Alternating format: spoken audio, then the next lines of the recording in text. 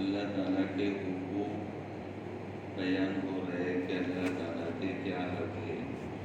اس میں 8ویں نمبر کا حق ہے اللہ تعالیٰ کے ساتھ حسن ظن رکھنا۔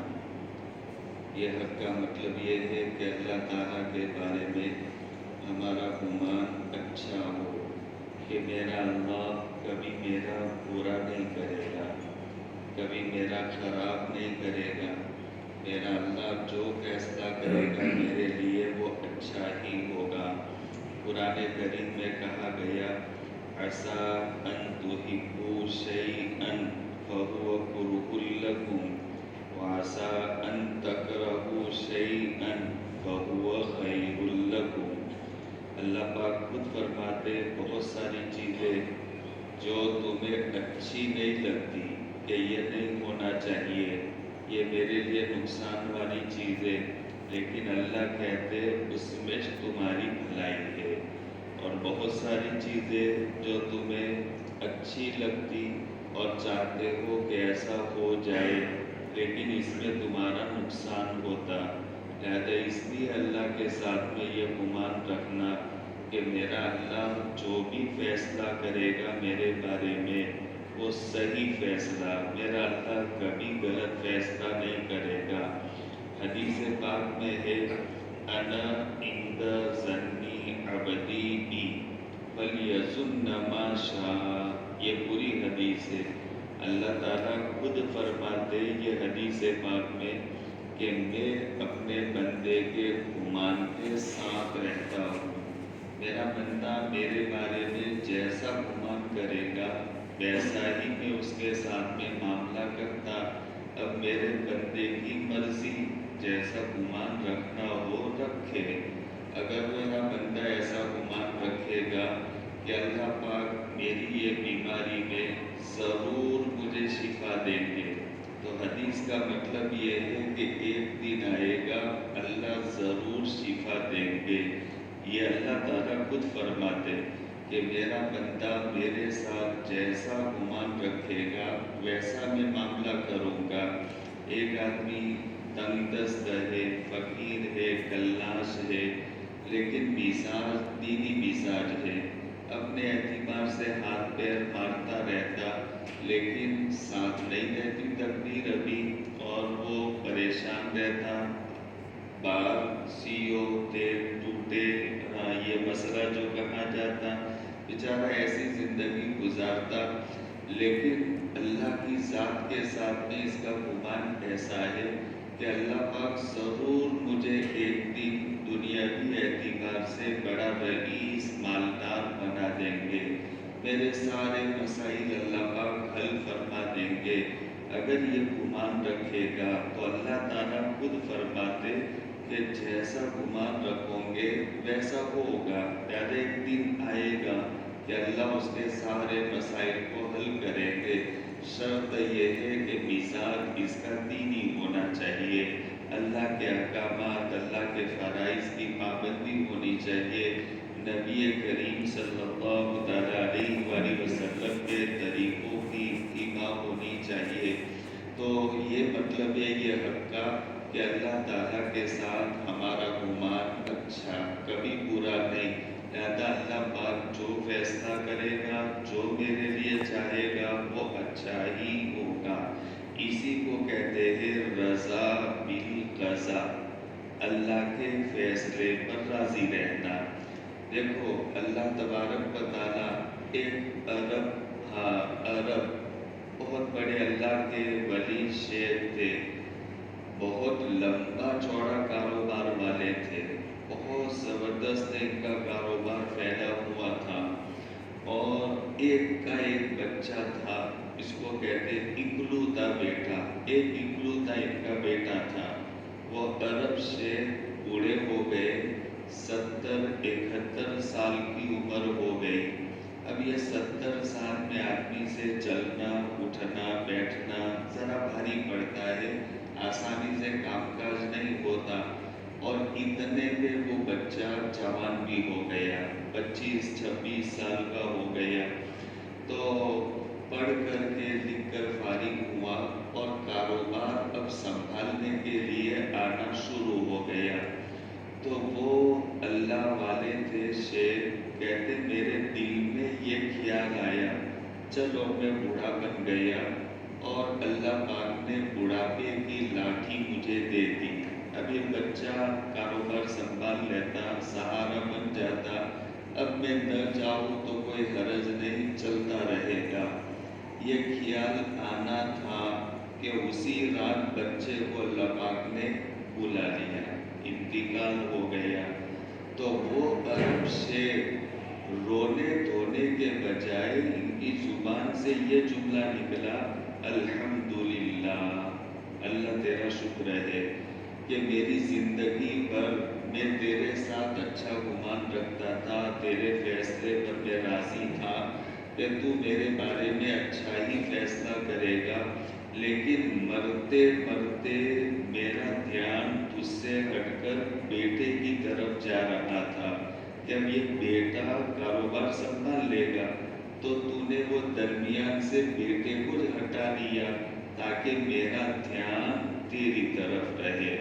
سمجھتے ہو؟ بہت بڑی بات ہے، بہت بڑی بات۔ تو یہ اللہ پاک میرے لیے جو فیصلہ کرے گا، کبھی میرا اللہ برا فیصلہ نہیں کرے گا۔ یہ اللہ تعالیٰ کے ساتھ میں اچھا گمان رکھنا، یہ اللہ تبارک و تعالیٰ کا حق ہے۔ اللہ کے ساتھ میں ایسا گمان رکھنا چاہیے، ظاہری اعتبار سے ہمیں نقصان نظر آتا ہو کہ اس میں نقصان، لیکن کیا حکمت ہے، کیا راز ہے، یہ ہم نہیں جان سکتے۔ وہ حکمت، وہ راز اللہ تبارک و تعالیٰ جانتے۔ ایک بات یاد آ گئی، دیکھو سنو، بڑی اچھی بات ہے۔ ملک الموت علیہ السلام کو اللہ تبارک و تعالیٰ نے تمام جاندار جو جان رکھنے والے ہیں، انسان، فرشتے، جنات، حیوانات، سب کی روح نکالنے کے لیے اللہ نے ان کو متعین کیا ہے۔ ایک مرتبہ اللہ تعالیٰ نے ملک الموت علیہ السلام سے ایسا پوچھا کہ میرے بندے، تو سب کی روحیں نکالتا ہے، تو کبھی تجھے کسی کی روح نکالنے میں رحم بھی آیا کہ نہیں آیا؟ کسی کی جان نکالنے میں ترس بھی آیا کہ نہیں آیا؟ تو وہ ملک الموت بولے، باری تعالیٰ ہاں، زندگی میں ایک مرتبہ ایسا مسئلہ پیش آیا کہ ایک جہاز دریا میں جا رہا تھا اور دریا میں طوفان آنے کی وجہ سے جہاز ٹوٹ گیا، تو کوئی مر گیا، تیرنا جانتے تھے وہ تیر کر کے انہوں نے دریا پار کر لیا، لیکن ایک ماں اور ایک اس کا دودھ پیتا بچہ، یہ ایک کشتی کا ایک تختہ اور ایک پاٹیا، اس کے اوپر وہ بیٹھے ہوئے تھے اور دریا کے بالکل بیچوں بیچ کشتی ٹوٹ گئی۔ اور اس وقت تو نے مجھے حکم دیا کہ وہ ماں کی روح قبضہ کر لے، تو مجھے وہ بچے پر ترس آیا۔ سمجھو کیسا بہترین ایک واقعہ اللہ نے یاد دلایا۔ تو مجھے وہ بچے پر ترس آیا کہ اللہ تیرا حکم ہے، ماننا مجھے ضروری ہے، اور وہ ماں کو میں لے کر جاؤں گا تو یہ دودھ پیتا بچہ ہے، اب اس کا کیا ہوگا بیچارے کا، اس کو تو ابھی مارنے کا حکم دیا نہیں۔ تو مجھے اس بچے پر ترس آیا تھا۔ تو پھر اللہ پاک فرمانے لگے کہ کبھی ایسا ہوا کہ کسی کی روح لیتے ہوئے تجھے بہت غصہ آیا ہو، کسی کی جان کھینچتے ہوئے بہت غصہ آیا ہو؟ تو ملک الموت کہنے لگے، ہاں، یہ جو میرے ہاتھ میں ابھی روح ہے جس کو لے کر میں آ رہا ہوں، اس کی روح نکالتے وقت مجھے بڑا غصہ آیا۔ کیوں؟ تو کہ اللہ پاک تو نے بہت کچھ اس کو دیا تھا، بہت بڑا لشکر دیا تھا، حکومت دی تھی، مال و دولت دیا تھا، کہ وہ سب دیکھ لے کر کے تیرا شکر ادا کرتا، اس کے بجائے تیرا دشمن بن کر تیرا مقابلہ کرنے پر آ گیا کہ اس نے دنیا میں جنت بنا دی۔ جو اس نے جنت بنائی تھی، آج بھی وہ جنت وہ جگہ میں سے کبھی کھدائی کا کام ہوتا ہے تو کچھ ایسے सोना चांदी की चीजें निकलती रहती है। तो कि वो नमरूद कि जिसको तूने सब कुछ दिया था तो तेरा बनता लेकिन तेरा दुश्मन बन गया, तो इसकी रूह निकालते मुझे बहुत गुस्सा आया। तो मेरे अल्लाह ने फरमाया कि मलकुल मौत ये वही बच्चा है कि जिस बच्चे की माँ की रूह कब्ज़ करते वक्त तुझे इस पर तरस आया था। ये मेरे अल्लाह की शान है कि वो बच्चा जो एक दिन का था और उसकी माँ को ले लिया था, उसी बच्चे को यहाँ ये वक्त आ गया कि वो अल्लाह का दुश्मन बन गया। तो अल्लाह का फैसला उस वक्त ये एक दिन का बच्चा और माँ को ले लिया, समझ में नहीं आता, समझ में नहीं आता। हमारे घर में हादसा हो जाए, जवान बच्ची हो, इसके दो छोटे छोटे बच्चे हो और तीसरी डिलीवरी के वक्त में अल्लाह पाक ने अपनी बच्ची को अपने पास बुला लिया, तो अब ये जान अपनी निकली जा रही है। छोटे छोटे नवासों को देखे, तीसरा तो एक दिन का, तो अब ये कुछ समझ में नहीं आता। लेकिन तुम जितने रहम करने वाले और अपनी बच्ची के औलाद के लिए दयालु हो, इससे करोड़ों गुना ज्यादा तो रहम दया करने वाले अल्लाह ताला है। जैसे मैंने रात को समझाया था, तो जब अल्लाह हमसे ज्यादा रहम करने वाला, हम कहते बेचारे छोटे छोटे बच्चे, माँ चली गई, तो उससे ज्यादा तो रहम करने वाला मेरा अल्लाह है। तो वो अल्लाह ने इतने छोटे बच्चों को छोड़कर माँ को बुला लिया, तो कोई इसमें अल्लाह का राज होगा, कोई अल्लाह की हिकमत होगी, हम नहीं समझ सकते। अल्लाह ने गलत नहीं किया, समझे भाइयों, अल्लाह ने गलत नहीं किया। ये अल्लाह के साथ गुमान रखना, ये हमारा अकीदा बनाना, ये अल्लाह का हक है। कभी अल्लाह के बारे में कोई बुरा नहीं, कोई भी मसला हो जाए, सामने दुकान चल जाए, नजरों के सामने जलजलाया मकान गिर जाए, एकदम से हमारे पास से सब लूट लिया गया, अब ये हम आज शाम तक कईयों की मदद करते थे और सुबह ऐसी आई कि हम चाय के लिए लोगों के मोहताज बन गए, लेकिन फिर भी दिल में इत्मीनान, दिल में सुकून, मेरे अल्लाह ने मेरे लिए फैसला किया, गलत नहीं किया। बहुत बड़ी बात है, बहुत बड़ी बात है। ये नेमत अगर मिल जाए तो प्यारे भाइयों, कभी जिंदगी में कोई दुखी होगा नहीं। हम दुखी इसलिए है कि वो उसका अच्छा देख करके हम दुखी होते, उसकी अच्छी गाड़ी देखकर हम दुखी होते, इसका अच्छा बंगला देखकर हम दुखी होते। तो ये, लेकिन हम ये जब अकीदा बनाएंगे, अल्लाह ने मेरे लिए झोंपड़ी, मेरे लिए सूखी रोटी, मेरे लिए ये सादा खाना, मेरे लिए फटा पुराना ये लिबास। अरे शेख सादी सख्त गर्मी में बाहर निकले तो ऐसी गर्मी थी कि जमीन अंगारा बनी हुई थी, और फिर पाँव रखते थे तो छाले आंवले पड़ जाए, ऐसी गर्म जमीन।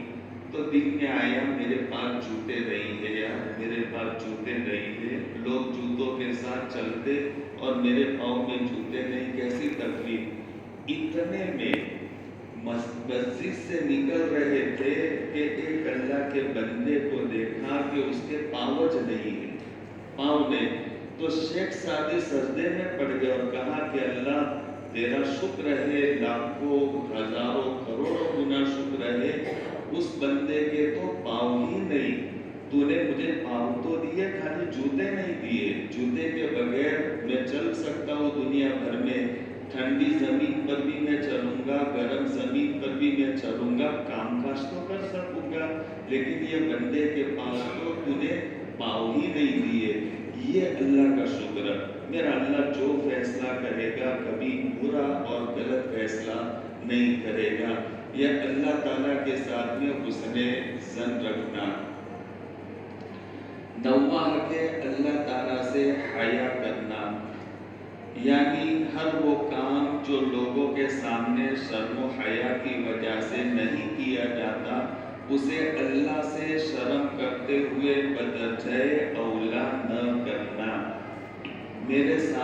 میرے ابا ہو، میری اماں ہو، میرے ساتھ میں کوئی میرا دوسرا بڑا ہو، تو میں بازار میں جاؤں گا تو عورتوں کو غلط دیکھنے سے میں شرم کروں گا. میرے ابا دیکھ جائیں گے تو، میرے استاد دیکھ جائیں گے تو، اگر میرے بچے ساتھ میں ہو اور میں ان کی موجودگی میں اگر حسین عورتوں کو دیکھوں تو پھر مجھے شرم آئے گی. یہ بچے کیا سمجھیں گے کہ ہمارے ابا اپنی نظروں کے گندے ہیں، غلط ہے. لہذا یہ جہاں بندوں سے ہم شرم کرتے، لہذا اس سے زیادہ اللہ تعالیٰ سے ہمیں شرم کرنے کی ضرورت ہے. جاؤ، ایک استاد نے بچوں کو سبق پڑھایا، یہ بھی اچانک بات یاد ہے کہ اللہ آپ لوگ اتنی محبت کرتے ہو کہ یہ آ کر واقعی میں بہت خوش ہوں، بہت خوش ہوں، مجھے اچھا لگا بہت. اور آپ کی یہ توجہ محبت کی وجہ سے اللہ میرے دماغ میں بڑی پرانی باتیں اچانک زبان پر لے آتا ہے، بہت کام کی کسی کی توجہ کی برکت سے. ایک استاد نے سبق پڑھایا، اللہ ہر جگہ حاضر ہے. یہاں بھی اللہ موجود ہے. اللہ ہر جگہ ناظر، ناظر کا معنی دیکھنے والا. اللہ ہر جگہ حاضر، ہر جگہ اللہ دیکھنے والا. اسی لیے موسیٰ علیہ السلام نے رب تعالیٰ سے کہا تھا کہ باری تعالیٰ تو اپنی مخلوق کو کیسے روزی دیتا ہے؟ تو پھر کہا دیکھنا چاہتے ہو؟ کہا جی. تو کہا ٹھیک ہے، تمہارے ہاتھ میں عصا ہے، لے کر یہ پہاڑ پر جاؤ اور پہاڑ کو اللہ کا نام لے کر کے عصا مارو. تو وہ عصا لاٹھی ماری تو پہاڑ کی ایک چٹان ایک طرف ہو گئی. پھر کہا کہ دوسری مرتبہ لاٹھی مارو، دوسری مرتبہ ماری تو پہاڑ کی ایک چٹان ایک طرف ہو گئی. کہا تیسری مرتبہ مارو تو وہ بہت بڑی چٹان اور پتھر ایک طرف ہو گیا، اور اس میں سے ایک چھوٹا سا کیڑا نکلا، اور وہ کیڑے کے منہ میں ہرا پتا تھا، اور وہ ہرا پتا کھا رہا تھا اور کہہ رہا تھا سبحان من یذکرنی ولا ینسانی. اللہ وہ ذات پاک ہے جو مجھے یاد رکھتی ہے اور کبھی بھولتی نہیں ہے. وہ ذات پاک ہے جو مجھے یاد رکھتی اور کبھی بھولتی نہیں. سبحان من یعرف مکانی. وہ ذات پاک ہے کہ میں کہاں بند باڈی میں چھپا ہوں، لیکن یہاں بھی میری جگہ کو وہ جانتا اور میرے روزی کا انتظام کرتا. سبحان من یرزقنی. وہ ذات پاک ہے جو مجھے روزی پہنچاتا. لہذا یہ اللہ یہ سب جگہ پر حاضر. وہاں بھی اللہ دیکھ رہا ہے کہ اتنے بند باڈی کے درمیان ایک کیڑا پھنس گیا، لہذا اس کو روزی پہنچانا. اللہ کہتے ہیں ما من دابۃ فی الارض الا علی اللہ رزقها. زمین پر جو بھی رہنے والا، چلنے والا جو جانور ہوگا وہ خامخواہ ٹینشن لیتا ہے، اس کی روزی تو ہمارے ذمے ہے. اللہ کہتے اس کی روزی تو ہمارے ذمے. پرندے، ایک حدیث میں اللہ تعالیٰ کہتے اگر وہ بھروسہ اور توکل کرے میرے بندے جیسے کہ پرندے بھروسہ کرتے، تو وہ صبح کے وقت میں پرندے اپنے گھونسلوں سے نکلتے بھوکے پیٹ، ان کا پوٹا خالی، اور جب وہ واپس آتے تو یغدو خماسا ویروح بطانا، کہ وہ صبح کو نکلتے تو خالی پیٹ، لیکن جب وہ گھروں کو واپس جاتے تو پیٹ بھرے ہوئے. تو کہاں فیکٹریاں ہیں ان کی، کہاں کارخانے ان کے، کہاں دکانیں ہیں ان کی. تو جیسے پرندے بھروسہ کرتے، اگر ایسا بھروسہ میرے بندے کرے تو میں ان کو رزق دوں گا، کبھی بھوکا میں سلاؤں گا نہیں. تو وہ یہاں اللہ دیکھتا ہے. استاد نے سبق پڑھایا کہ دیکھو بیٹا اللہ ہر جگہ موجود ہے، ہر جگہ اللہ دیکھتا ہے. یہ سبق پڑھایا. سبق کی کلاس میں کوئی سمجھدار ہوتا ہے بچہ اور کوئی سمجھدار نہیں ہوتا، جلدی استاد کی بات کو نہیں سمجھ سکتا. تو ایک بچہ بیچارہ ایسا تھا جو استاد کی بات کو سمجھ نہیں سکتا تھا. تو بچے اس کو چڑھاتے بھی تھے. ہم سب پڑھ کر کے آئے اسکول میں مدرسے میں, جو کمزور ہو تو بچے اس کو چڑھاتے ستاتے, تو اس بچے کو دوسرے کلاس کے بچے پریشان کرتے ستاتے, لیکن استاد سمجھ گئے تھے. استاد نے تمام کا امتحان لینا چاہا اور استاد نے یہ کہا کہ دیکھو کل ہم نے کیا سبق پڑھایا تھا, تو کہا اللہ ہر جگہ حاضر, اللہ ہر جگہ ناظر, ہر جگہ موجود ہے, ہر جگہ سب کچھ دیکھنے والا. یہ سبق یاد ہے جی؟ اچھا ایک کام کرو, سب بچے کھڑے ہو جاؤ, اپنے ہاتھ میں ایک ایک چھری لے لو. سب کو چھری دی اور سب کو ایک ایک مرغی دی, اور پھر کہا کہ جاؤ جہاں کوئی دیکھے نہیں وہاں اس کو ذبح کر کے آ جاؤ. تو کوئی غسل خانے میں جا کر ذبح کر کے آ گیا, کوئی کھیت کے پیچھے جا کر ذبح کر کے آ گیا, کوئی یہاں کونے میں, کوئی پردے کے پیچھے, کہ کوئی دیکھتا نہیں تھا ذبح. لیکن وہ بچہ جو کمزور تھا وہ گھومتا پھرتا وہی مرغی اور چھری لے کر استاد کے سامنے آ گیا. تو بچے مذاق کرنے لگے کہ یار یہ دیکھو نا پاگل باولا عقل کا دشمن, اس کو ایسی جگہ نہیں ملی کہ جہاں پر وہ مرغی ذبح کر کے آ جاتا, ہم لے کر آئے.